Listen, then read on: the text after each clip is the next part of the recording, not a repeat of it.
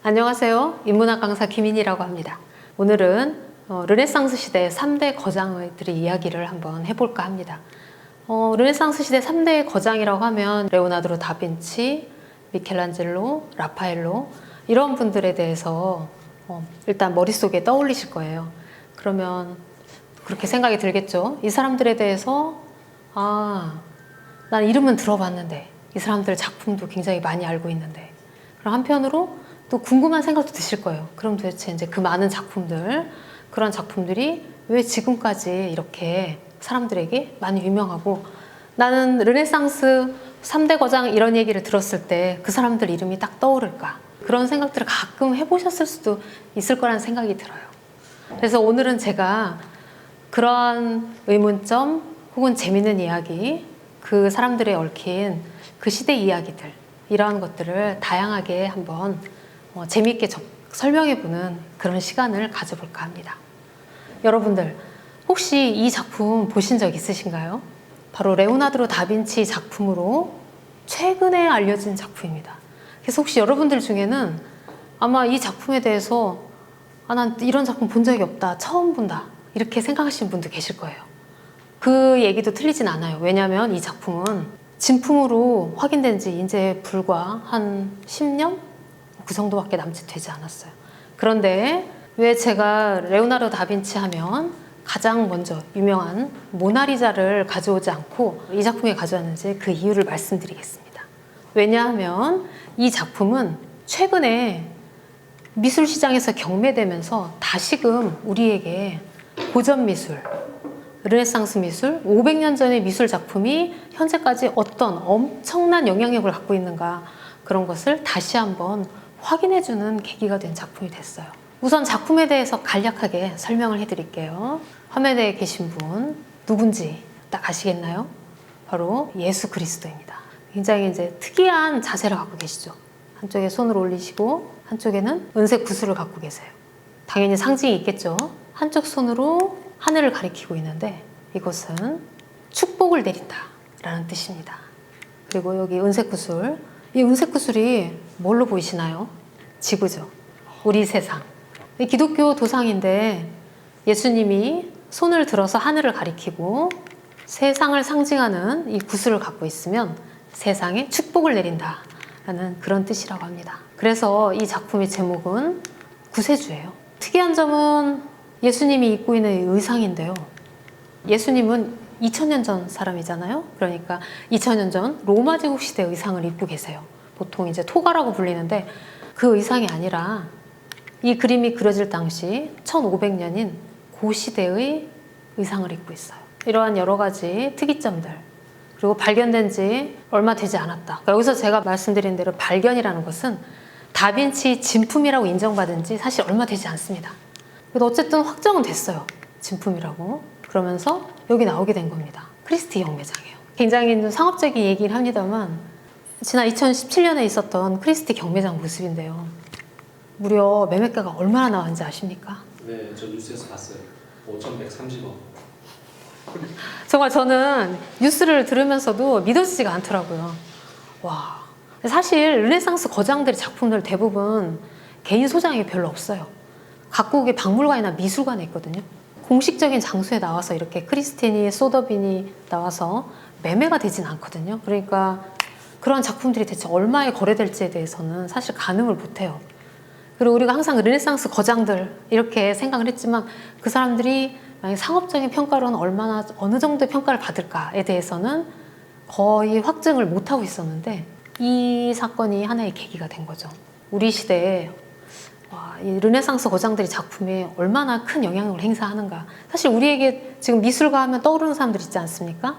피카소, 고흐, 로댕, 굉장한 근현대 미술가들이 있는데 그런 미술가들의 작품을 순식간에 빛이 바랄 정도로 굉장한 영향을 보였던 거죠.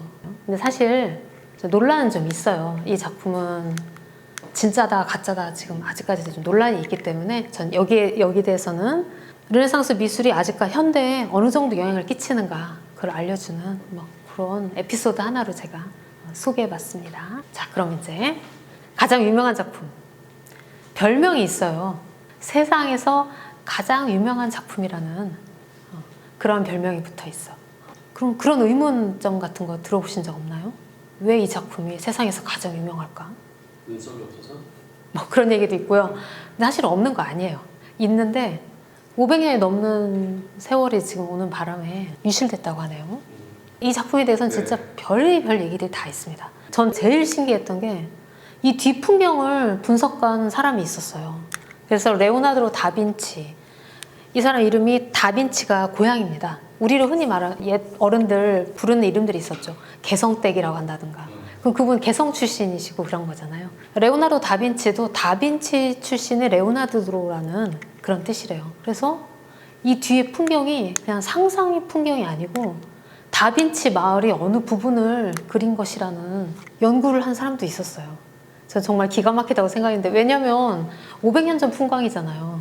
그게 지금까지 남아있을까요? 그게 믿어야 되나? 근데 사실 그런 일례는 그만큼 많은 사람들이 여기에 관심을 갖고 흥미를 갖고 그런다는 얘기겠죠. 그렇다면 어떤 점이 이 작품을 세상에서 가장 유명한 작품을 만들었을까? 이런 걸 한번 생각해 본다면 제가 예술사적인 측면에서 설명을 해드리도록 하겠습니다. 입술 부분 보세요. 굉장히 자연스럽죠. 전 사실 어렸을 때 이 작품 보면서 사진인 줄 알았어요. 흑백으로 찍었을 때는 정말 사진처럼 보입니다. 이 자연스러움이 사실 이 작품을 세상에서 가장 유명한 작품으로 만든 거죠. 왜냐하면 여러분, 이 작품은 500년 전에 나온 작품이에요. 자, 이 작품이 나오기 전까지 그럼 유럽인들은 어떤 그림을 그렸는가? 어떤 그림들인지는 아시겠죠? 요건 대략 서기 1000년경 독일의 그 수도사의 그림인데요. 그러니까 지금 여러분들 이렇게 지금이야 성경책이 이렇게 작은 책으로 나올 수 있지만 옛날에는 성경책이 굉장히 컸어요. 여러 사람들이 함께 보니까 마치 거대한 그림책 같았는데 거기에 들어가는 채색 사파본이라고 보시면 돼요. 예수님이 계시고 주변에 사도들에게 발을 씻어주는 장면이에요. 성경에 나오는 한 장면인데 오로지 한 가지 목적만 있어요. 성경에 있는 이야기를 정확하고 쉽게 전달하는 것. 굉장히 이 원칙이 엄격하게 지켜졌어요. 다음, 요 이제 12세기경 역시 독일의 채색 수도원 사파인데요. 누군지 아시겠죠? 날개가 있나요? 누군지 꼭 몰라도 날개가 있으니까? 천사? 그렇죠, 천사. 예수 그리스도가 태어날 것이라고 천사가 알려주는 장면이죠. 역시 성경에 나오는 굉장히 유명한 장면이에요. 이 그림 역시도 다른 의도가 없습니다. 딱 한 가지. 설명? 예, 성경에 있는 이야기를 알려주는 거예요. 여기에 어떤 자연스러움이라든가 아름다움이라든가 이런 걸 표현할 필요가 없는 거죠. 중세 사람들은 그러한 것이 요구되지 않았기 때문에 표현을 하지 않았어요. 그런데 다빈치는 전혀 새로운 생각을 하게 된 거죠. 바로 엄청난 연구를 하게 됩니다. 인체에 대한 연구, 사물에 대한 연구. 사실 학자들은 그동안 다빈치에 대해서 궁금하게 많이 생각했어요. 왜냐하면 다빈치가 세상을 떠났을 당시가 67세였어요. 그리고 이분이 젊었을 때 다른 일을 하다가 화가의 길로 들어온 것도 아니에요. 당시 화가들이 길었던 모든 정석적인 길을 걸었어요. 초등교육을 마치고 유명한 미술가의 베로키오라는 유명한 미술가의 도제로 들어갔습니다. 그리고 정석적으로 거기에서 공부를 해서 다른 미술가들이 하듯이 20살 무렵에 독립을 하고 작품을 내면서 활동을 시작했어요. 67세에 사망할 때까지요. 그러면 언뜻 딱 제 설명을 들었을 때 이분이 엄청나게 많은 회화 작품을 남기지 않았을까라고 생각할 수 있겠죠. 저도 놀랐는데 이분이 남긴 작품이 그림이 23점? 4점밖에 안 됩니다, 현재. 그래서 그동안은 유실된 게 많다고 생각을 했어요. 근데 아무리 기록을 살펴봐도 더 그린 것 같지가 않대요. 작품이 되게 많은데 유실된 게 아니라는 거예요. 그리고 그 당시에 왜 기록이 많이 남아있냐면 이 시기에는 작품이 모두 주문 제작입니다. 언제부터 언제까지 작품을 완성하고 소재와 주제는 무엇으로 하며 작품 재료는 무엇을 쓰고 그런 것까지 세부적으로 다 계약서를 쓰고 공증 과정을 거쳤어요. 그리고 그런 과정이 세세하게 남아있기 때문에 이건 확인이 가능해요. 그래서 학자들은 신기하게 생각했죠. 다빈치가 대체 뭘 했을까? 작품은 20몇 작품밖에 안 되는데 나머지는 뭘 했을까? 그것을 밝혀준 것이 바로 이 노트입니다. 이게 개인 소장이었는데 이게 발견되면서 알게 됐어요. 이분이 주로 뭘 했는가. 바로 이런 걸 하고 계셨던 거죠. 엄청나게 지금 현재 남아있는 해부도요. 인체 해부도 이것만 지금 추산을 해도 적어도 35구 이상을 해부했다고 합니다. 시신을. 그러니까 이게 근거가 된 거예요. 미켈란젤로 같은 경우는 이 근거가 없어요. 사실. 근거가 없어서 추정만 해요. 두 사람이 모두 다 인체 해부를 한 건 확실한 것 같은데 근거가 없는데 다빈치는 근거가 나왔고 미켈란젤로는 근거는 안 나왔어요. 미켈란젤로는 굉장히 철저하게 숨겼더라고요. 왜 숨긴지는 아시겠죠? 이게 합법일까요? 당연히 불법입니다. 정부에서 공인하는 해부만 할 수 있어요. 의학 연구를 위한 해부를 하거나 하는 건 있었어요. 딱 거기까지. 중세 시대나 르네상스 시대나 지금도 마찬가지인 거예요. 절대로 안 되죠. 그러니까 현재 남아있는 자료만 봤을 때 35구 이상인데 100여 구가 넘을 수도 있어요. 어떤 통로를 거쳐서 시신을 구하고 이렇게 연구를 했는지는 알 수는 없어요. 근데 우리는 일단 이 구들, 이걸 남긴 이 사람이 이 연기를 보고 엄청나게 많은 연구를 많이 했구나 라는 걸 알 수 있죠. 그러면 이런 해부를 통해서 다빈치는 뭘 얻으려고 했을까요? 인체의 아름다움? 인체의 아름다움을 얻기 위해서 해부까지? 정말 기가 막히다 생각이 드는데 맞아요. 예, 이분은 그냥 자연 그 자체에 관심이 가서 그랬던 것 같기도 하고 아니면 자신의 미술 회화 연구를 위해서 그렇게 했던 것 같기도 하고 여러 가지 그냥 만물이 모든 걸 탐구한다라는 그런 생각으로 임했죠. 하지만 본인이 하는 일이 불법이라는 걸 알았기 때문에 철저히 숨겼거든요. 그래서 안타깝게도 당대 의학의 발전에 공헌을 했을까요? 못했을까요? 못했겠네요. 당연히 못했죠. 이 존재는 나중에 19세기에 가서는 알려졌으니까. 근데 얼마나 정밀하게 그렸는지 이 그림 같은 경우 현재 의학 교과서에 교재로 쓰여요. 그리고 오늘날 해부학 그 교과서에 해부의 시작이라든가 해부도를 그리는 원칙은 다빈치의 그 모델을 그대로 따라가고 있습니다. 다빈치는 장기를 그리면 그러니까 정면을 그리고 절단을 해서 좌쪽, 우쪽 이렇게 3면을 그렸거든요. 오늘날에도 해부도를 그렇게 그려요. 그러니까 다빈치 원칙에 따라가는 거죠. 굉장히 정밀해서 의학 교재로 사용을 해도 전혀 무리가 없다고 해요. 근데 궁금한 게 지금 네. 직접 해부하고 그림까지 그렸는지 아니면 해부는 딴 사람이 하고 그림만 그렸는지는 아니 본인이 다 했어요. 이 노트에 다 써 있어요. 자신이 알게 된 것 그리고 여러 가지 해부를 통해서 알게 된 새로운 사실에 대해서 열심히 써놨는데 의사가 아니라서 이상한 얘기도 많이 해놨어요. 그냥 본 사람들 다 웃음이 나고 말도 안 되는 얘기들을 막. 다빈치에 대해서 너무 이상하거나 신비할 것까지는 아니다라는 생각이 들더라고요. 그러니까 이분이 천재인 건 사실이긴 한데 엄청나게 모든 걸 다 알고 있었던 건 아니에요. 그러니까 이러한 노트들을 살펴보면 의사가 아닌 사람이기 때문에 할 수 있는 여러 가지 착각, 실수 막 이런 것들이 노트에 적나라하게 다 드러나 있어요. 다른 무엇보다도 이렇게 해서 뼈 조직과 근육 조직에 대해서 알면서 바로 이거죠. 자, 이건 천사의 의상을 위한 습자이거든요. 여러분 이게 평면이에요. 근데 진짜 사람이 앉아있는 것 같지 않나요?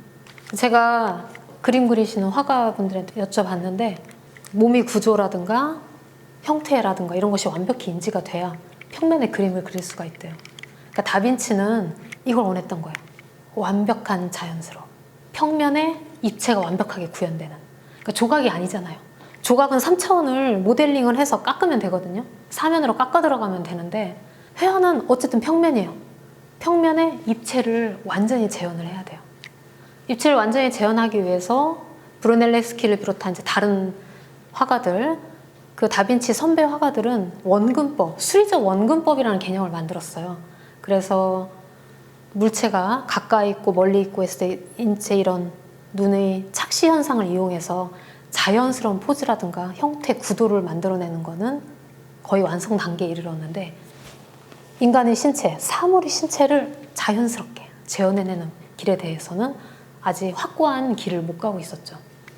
여기서 이제 한 가지 의문이 들어요. 오늘날의 화가들, 화가나 조각가들, 다빈치나 미켈란젤로 같은 이런 대단한 작품을 내기 위해서는 그럼 칼을 들고 해부를 해야 될까?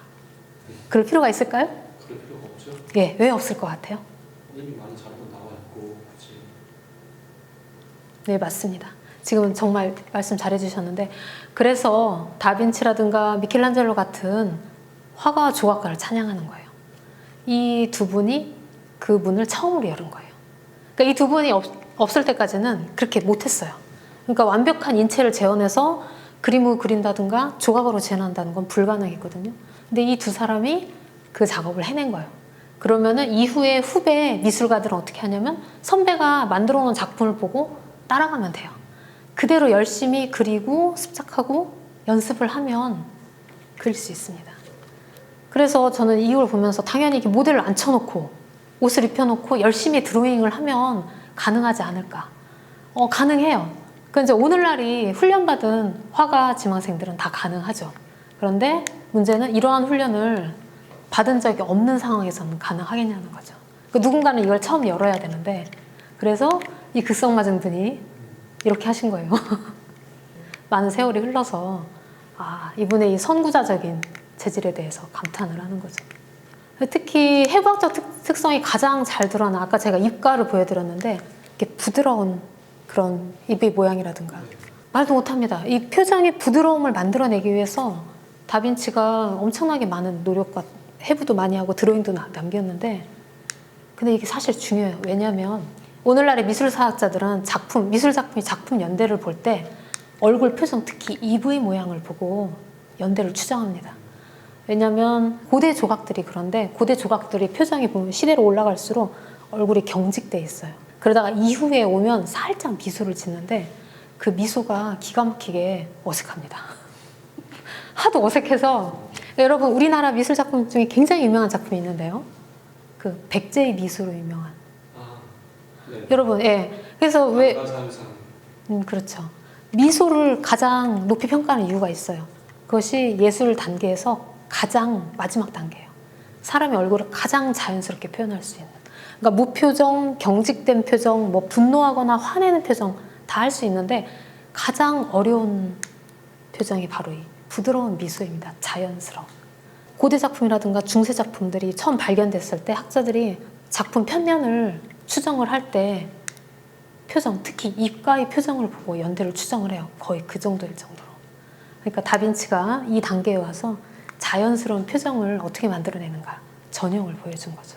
그리고 중요한 건 손. 이게 아주 해부학적으로 굉장히 완벽한 형태의 손인데요. 이분과 비교하면 금방 알 수 있습니다. 자, 라파엘로의 대공의 성모예요. 라파엘로는 다빈치를 모방을 하면서 많이 그림을 그려왔는데 사실은 이 두 사람이 스승과 제자는 아닙니다. 스승과 제자는 아니고 각각의 스승과 제자는 다 따로 있어요. 사실 서로 대화한 적도 거의 드물 정도긴 한데 라파엘로의 가장 대표적이라고 할 수 있는 대공의 성모. 자, 이 성모의 손과 다빈치의 모나리자의 손을 한번 비교해 보시면 해부학적 연구를 토대로 완벽하게 재현된 손 관찰을 통해서만 어떤 차이점이 느껴지시죠? 부자연스럽죠? 예. 아무래도 부자연스러워요.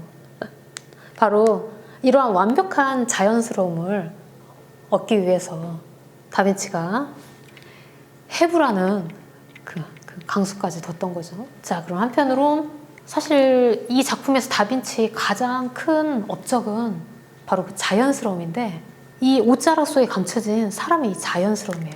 자, 이 시기에 르네상스 화가들은 다빈치 선배 화가들이요. 선배 화가들은 열심히 관찰을 하고 정밀하게 그림을 그릴수록 사람이 자연스러운 사람이 아니라 돌덩이, 정교한 조각상과 같은 그런 그림이 그려지는 거예요. 이러한 문제를 당시의 화가들이 해결을 못하고 있었어요. 그랬을 때 다빈치에게서 드디어 해결책이 나타납니다. 다빈치는 어떠한 방식을 썼냐면 바로 과감하게 생략을 하는 방법을 썼어요. 왜냐하면 사물을 볼 때 여러분 우리는 착시현상이라는 게 있어요. 멀리 있으면 작게 보이고 가까이 있으면 크게 보이고 사실은 작은 게 아니고 큰 게 아니란 거 우리 다 알고 있잖아요. 그런데 우리 눈에 착시현상이 그렇게 보여요. 그렇게 해야 자연스럽게 보이는 거고 바로 이러한 원리를 인체를 구현하는 데서도 다빈치가 활용을 했어요. 그냥 과감하게 팔이라든가 이쪽 부분을 그리지 않고 부드럽게 스푸마토 기법이라고 하죠. 음영, 자연스럽게. 이 윤곽선도 사실은 거의 그리지 않았어요. 자연스럽게 녹아드는 방식으로 해서 왜 그러냐면요. 우리가 이미 인지를 하고 있어요. 시각적으로, 눈으로, 머릿속으로 어깨와 이쪽에 배경이 있고 여기에 경계가 있다. 사람이 있으니까. 있다는 것을 볼 때 인지를 하고 있단 말이죠. 다빈치는 그 점을 이용한 거예요. 이미 관람자들이 머릿속으로 인지하고 여기에 윤곽선이 있다고 상상을 하고 있는데 굳이 내가 그걸 그려줄 필요가 있을까? 그래서 여기를 자연스럽게 전반적으로 이 팔이라든가 몸과 이 사이사이를 스푸마토 기법으로 자연스럽게 안개처럼 이렇게 처리를 한 겁니다. 그러니까 사실 여기에 몸이라든가 팔이라든가 이런 게 그려지지 않았어요. 그려지지 않았는데 우리는 여기에 자연스럽게 있다고 상상을 하고 있는 거죠. 제가 어렸을 때 이 스푸마토 기법이 제일 신기해서 이게 너무 자연스러운 거예요. 그런데 막상 그림을 그릴 때는 윤곽선을 뭉개지듯이 그려서 형체를 정밀하게 그리질 않더라고요. 정밀하게 그리지 않는데 그게 마치 진짜 있는 것처럼 보이는 거예요. 그래서 전 정말 어렸을 때 정말 신기한 기법이다라고 생각을 했는데 바로 그러한 자연스러운 기법이 다빈치로부터 시작이 되는 거죠. 그러니까 우리가 이제 쉽게 접할 수 있는 사람이 정면으로 보는 것보다 우리가 얼짱각도라고 하죠. 이렇게 측면으로 보는 것 그리고 조명, 우리가 흔히 조명빨이라고 하죠.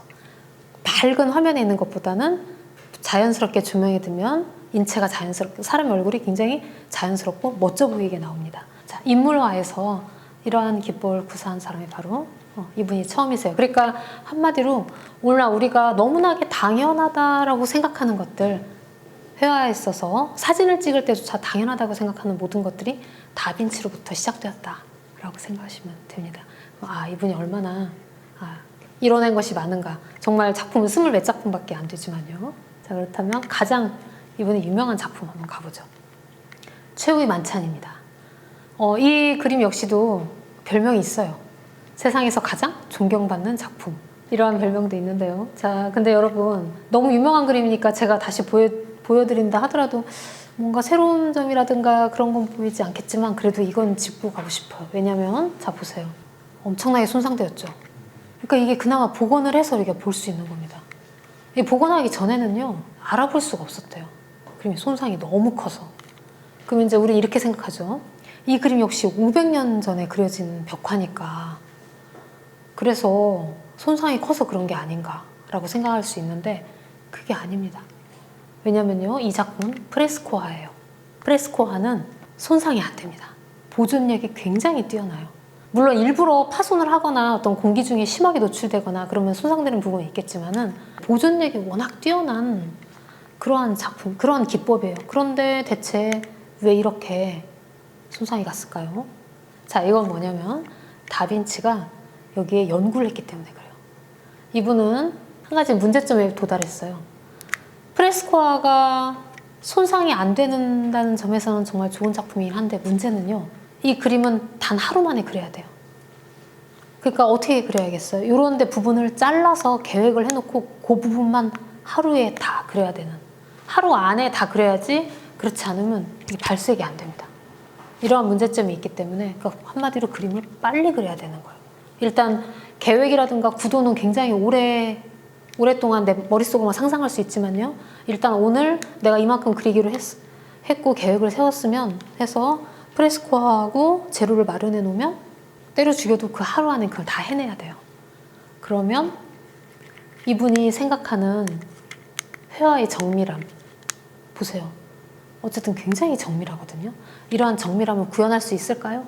없겠네요. 예, 못하죠. 네. 그래서 프레스코화는 대부분 굉장히 단순합니다. 색채는 밝으면서도.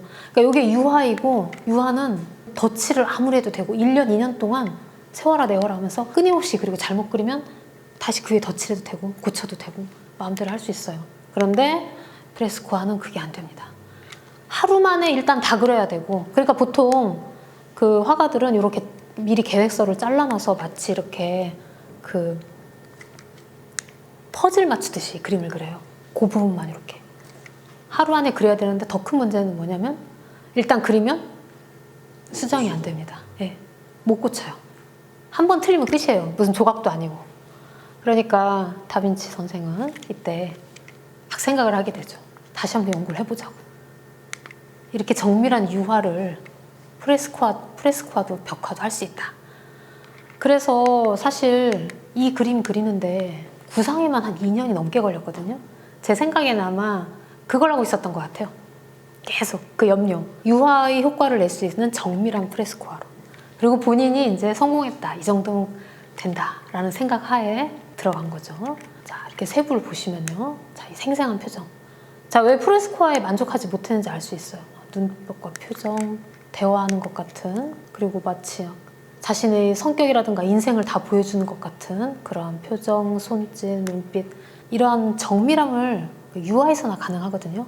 프레스코아에서는 이거 절대로 안 돼요. 이따가 이제 프레스코아의 그 최고 절정이라고 할 수 있는 미켈란젤로의 작품을 보시면 아실 텐데, 사실 미켈란젤로의 작품은 그렇게 정밀하지는 않습니다. 네. 이러한 것을 구상하기 위해서 했지만, 자, 그래서 결과가 이렇게 된 거예요. 그러니까 당시에 완성을 했을 때는 괜찮았어요. 완성을 했을 때는 아마 지금 복원한 거 이상으로 깔끔하고 멋있는 작품이었을 거예요. 그런데 안타깝게도, 그러니까 이렇게 이 작품의 유실이 컸던 것은 다빈치 본인의 잘못도 있어요. 이분이 당대에 벌써 이제 그림이 박리 현상이 나타나고 그랬다는 게 보고가 되고 있거든요. 다빈치 독특한 실험 정신이 돋보이는 작품이었습니다. 사실 이 시대에 원래 대부분 단순한 요구를 했어요. 예수가 앉아 계시고 양쪽에 12제자가 나란히 앉아서 식사를 하는 그런 단순한 구도로 그림을 그렸다면 이 작품이 그렇게 시간을 끌 것도 없고 이렇게 많은 이야기거리를 만들 것도 없었지만, 다빈치는 무엇보다도 새로운 시도를 굉장히 하고 싶었던 거예요. 정밀한 그림, 그리고 다양한 구도. 당대에 굉장한 찬사를 받았어요. 이미 사실 르네상스 거장들은 이후에 고흐라든가 이런 사람들과는 달리 이미 당대에 거의 뭐 미술계에선 살아있는 신과 같은 그러한 찬사와 그런 걸 받았죠. 당대 사람들도 정말 이렇게까지 아름다운 그리고 다양한 구성을 가진 작품을 처음 보았거든요. 다빈치에 대해서는 여기까지. 다음 작가 라파엘로로 넘어가겠습니다.